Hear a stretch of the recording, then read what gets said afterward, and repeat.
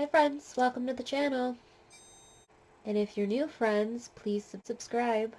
This is Adult Bedtime Stories. We are reading Fight Club because I wanted to hang out with you guys a little bit before bed, but I'm also exhausted.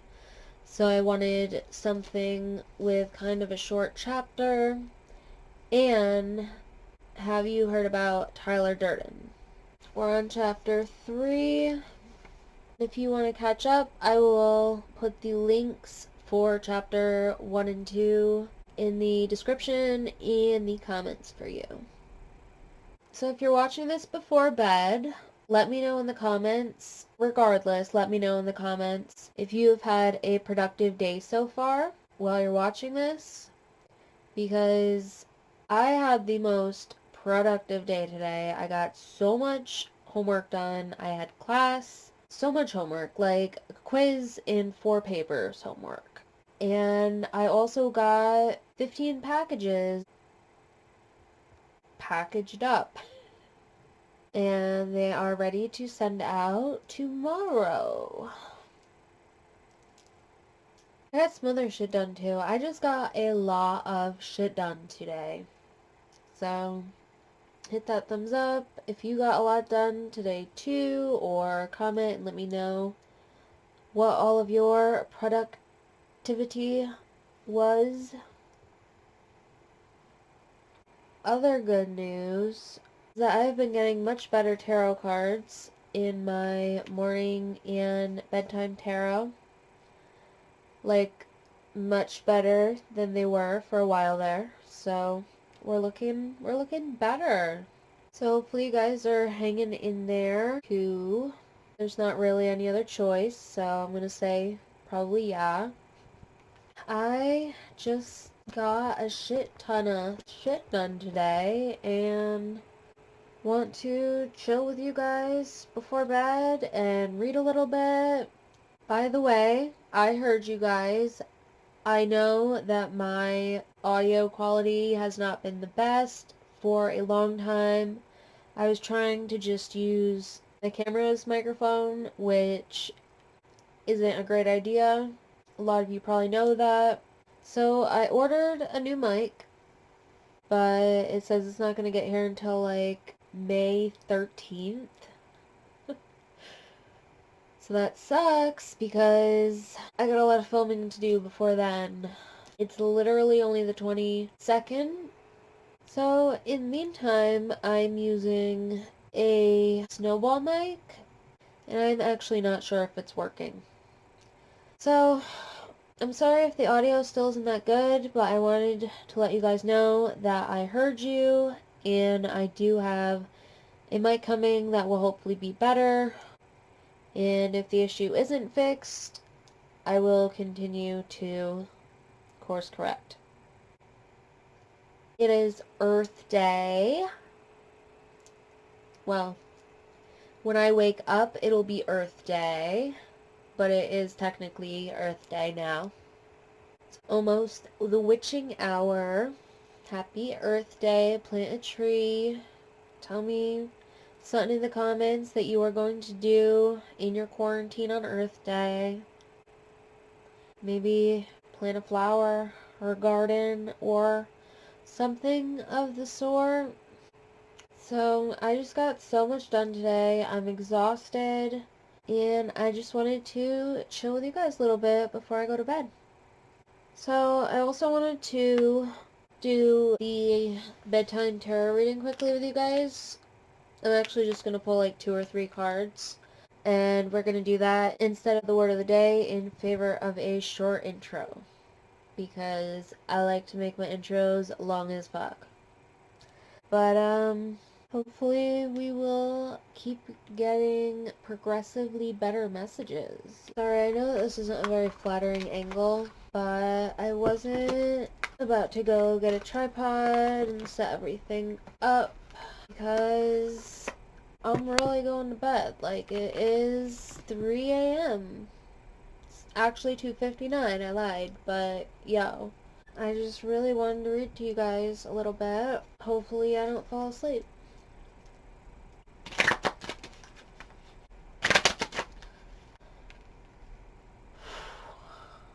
Okay.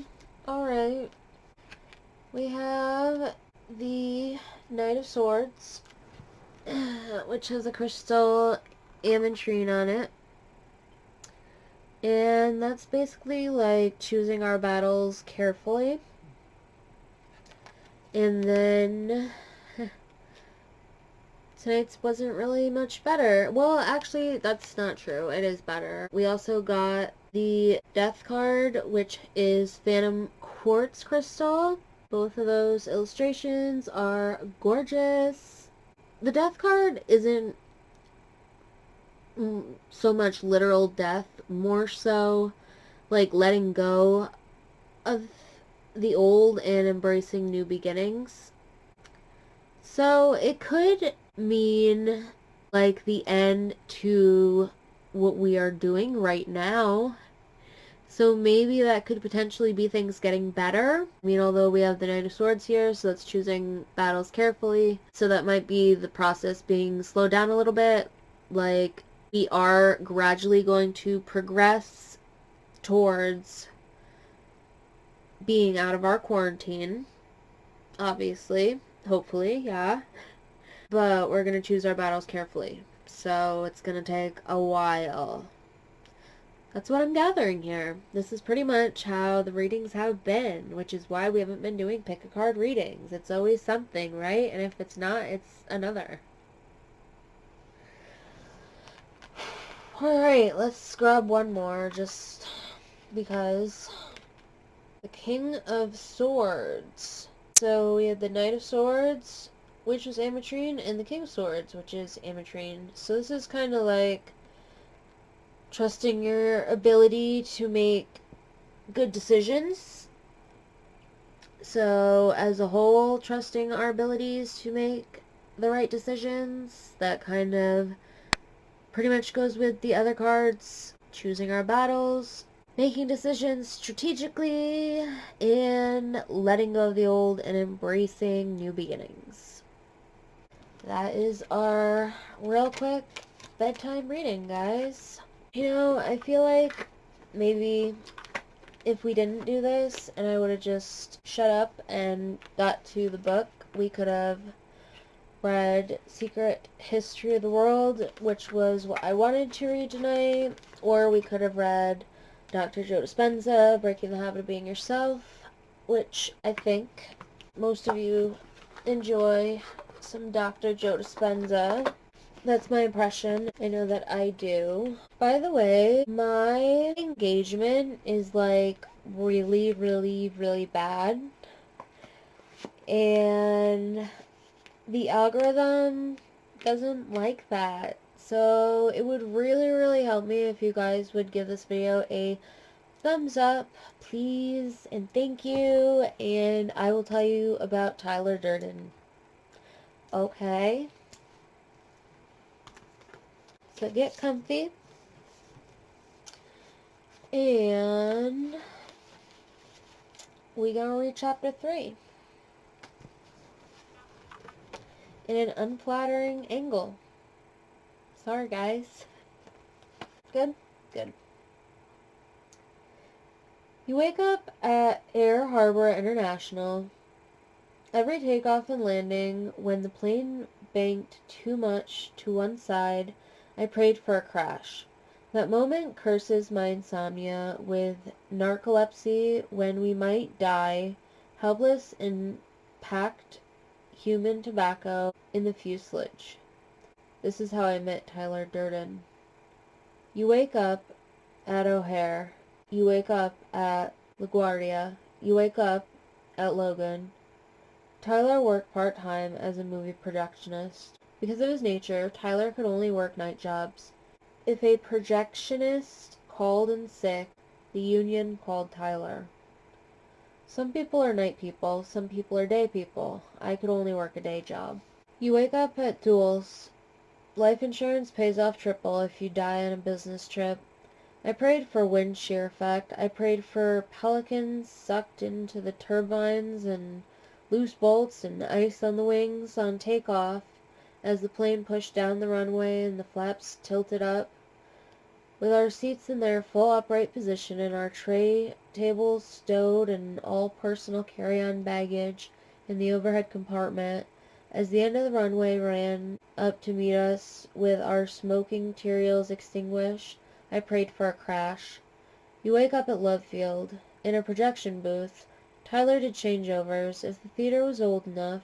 With changeovers, you have 2 projectors in the booth, and 1 projector is running. I know this because Tyler knows this. The second projector is set up with the next reel of film. Most movies are 6 or 7 small reels of film, played in a certain order. Newer theaters, they splice all the reels together into one 5-foot reel. This way, you don't have to run 2 projectors and do changeovers.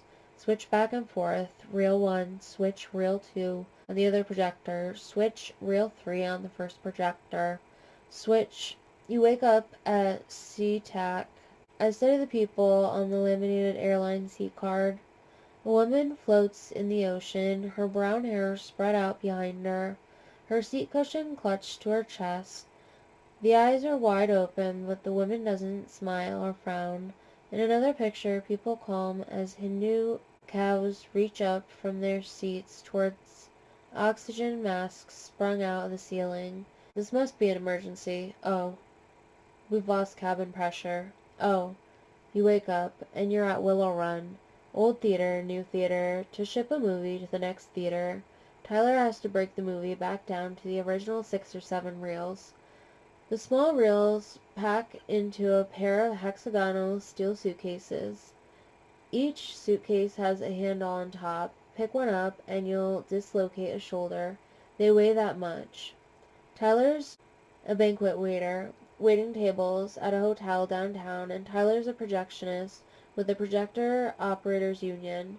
I don't know how long Tyler had been working on all those nights I couldn't sleep. The old theaters that run a movie with 2 projectors, a projectionist has to stand right there to change projectors at the exact second so the audience never sees the break when one reel starts and the one reel ran out. You have to look for the white dots in the top right-hand corner of the screen. This is the warning. Watch the movie and you'll see 2 dots at the end of a reel. Cigarette burns, they're called in the business. The first white dot, this is the 2-minute warning. You get the second projector started so it will be running up to speed. The second white dot is the 5-second warning. Excitement. You're standing between the 2 projectors and the booth is sweating hot from the xenon bulbs that if you looked right at them, you're blind. The first dot flashes on the screen. The sound in a movie comes from a big speaker behind the screen. The projectionist booth is soundproof because inside the booth is the racket of sprockets snapping film past the lens at 6 feet a second, 10 frames a foot, 60 frames a second snapping through, clattering Gatling gunfire. The 2 projectors running, you stand between and hold the shutter lever on each. On really old projectors, you have an alarm on the hub of the feed reel. Even after the movie's on television, the warning dots will still be there, even on airplane movies. As most of the movie rolls onto the take-up reel, the take-up reel turns slower and the feed reel has to turn faster. At the end of a reel, the feed reel turns so fast that alarm will start ringing to warn you that a changeover is coming up. The dark is hot from the bulbs inside the projectors, and the alarm is ringing. Stand there between the 2 projectors with a lever in each hand and watch the corner of the screen. The second dot flashes, count to 5, switch one shutter closed, at the same time open the other shutter. Changeover. The movie goes on. Nobody in the audience has any idea. The alarm is on the feed reel so the movie projectionist can nap. A movie projectionist does a lot he's not supposed to. Not every projector has the alarm. At home, you'll sometimes wake up in your dark bed with the terror you've fallen asleep in the booth and missed a changeover. The audience will be cursing you. The audience, their movie dream is ruined. And the manager will be calling the union. You wake up at Crissy Field.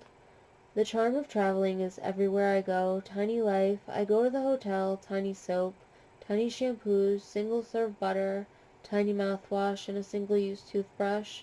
Fold into the standard airplane seat. You're a giant. The problem is your shoulders are too big. Your Alice in Wonderland legs are all of a sudden miles so long they touch the feet of the person in front. Dinner arrives, a miniature do-it-yourself chicken cordon bleu hobby kit, sort of a put-it-together project to keep you busy.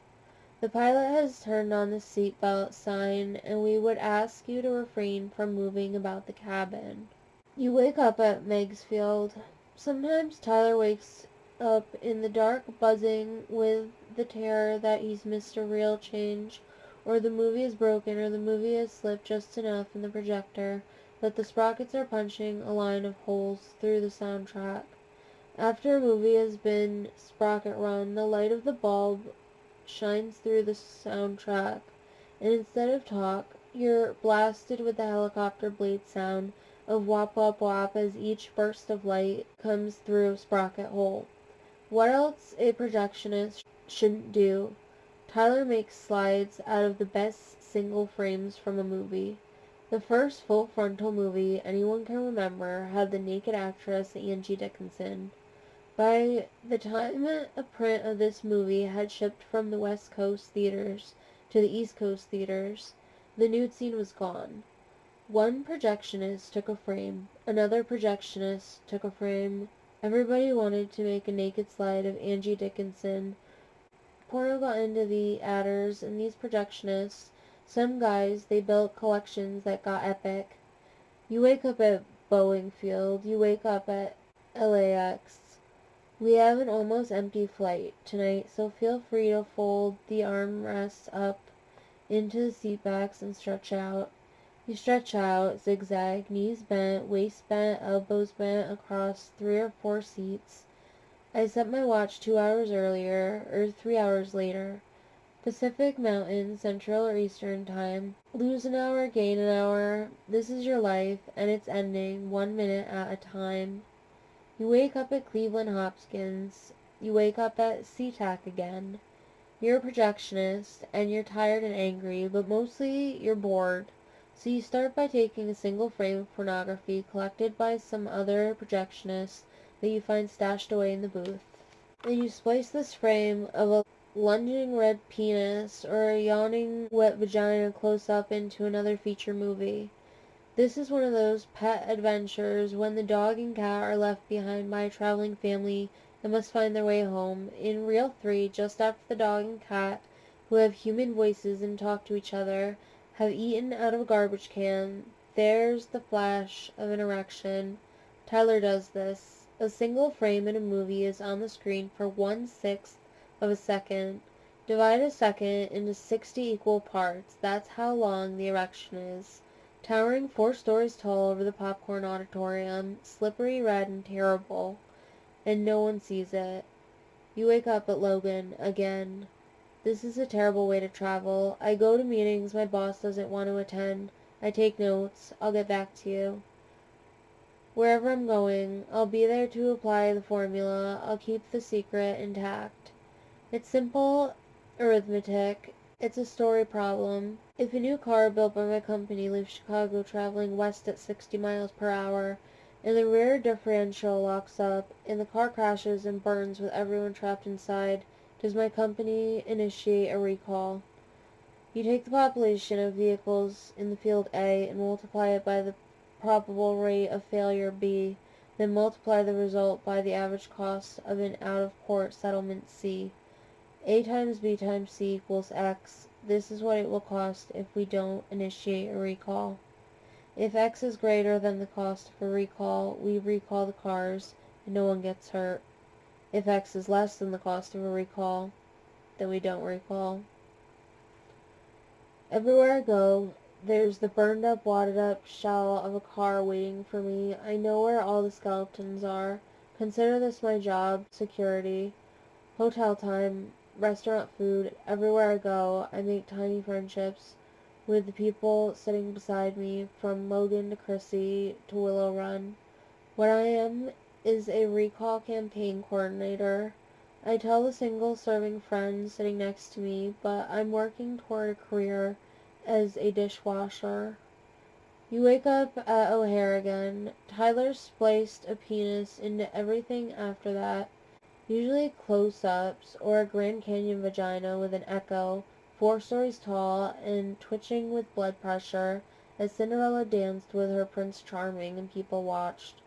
Nobody complained. People ate and drank, but the evening wasn't the same. People feel sick or start to cry and don't know why. Only a hummingbird could have caught Tyler at work. You wake up at JFK. I melt and swell at the moment of landing when one wheel thuds on the runway, but the plane leans to one side and hangs in the decision to right itself or roll. For this moment, nothing matters. Look up into the stars and you're gone. Not your luggage, nothing matters. Not your bad breath. The windows are dark outside, and the turbine engines roar backward. The cabin hangs at the wrong angle under the roar of the turbines, and you will never have to file another expense account claim. Receipt required for items over $25. You will never have to get another haircut. A thud and the second wheel hits the tarmac. The staccato of 100 seatbelt buckles snapping open, and the single-use friend you almost died sitting next to says, "I hope you make your connection." Yeah, me too. And this is how long your moment lasted, and life goes on. And somehow by accident, Tyler and I met. It was time for a vacation. You woke up at LAX. Again. How I met Tyler was, I went to a nude beach. This was the very end of summer, and I was asleep. Tyler was naked and sweating, gritty with sand, his hair wet and stringy, hanging in his face. Tyler had been around a long time before we met. Tyler was pulling driftwood logs out of the surf and dragging them up the beach. In the wet sand he'd already planted a half circle of logs so they stood a few inches apart and as tall as his eyes. There were 4 logs, and when I woke up, I watched Tyler pull a 5th log up the beach. Tyler dug a hole under one end of the log, then lifted the other end until the log slid into the hole and stood there at a slight angle.